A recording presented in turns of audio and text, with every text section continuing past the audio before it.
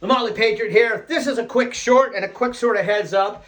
Earthquake, plaster. Plaster doesn't like an earthquake, so we get cracks. So I get my, wait right here, I'll show you. Take a peek at it, camera girl. See those cracks? Come in here, hit the crack. Open them up a little bit with the old grinder. Put a little bit of these plaster buttons and drywall screws. Brr, brr, brr. Come back with a little bit of, cut some of this stuff. Snip, snip, snip. Cover those seams with some of this fiber reinforcement.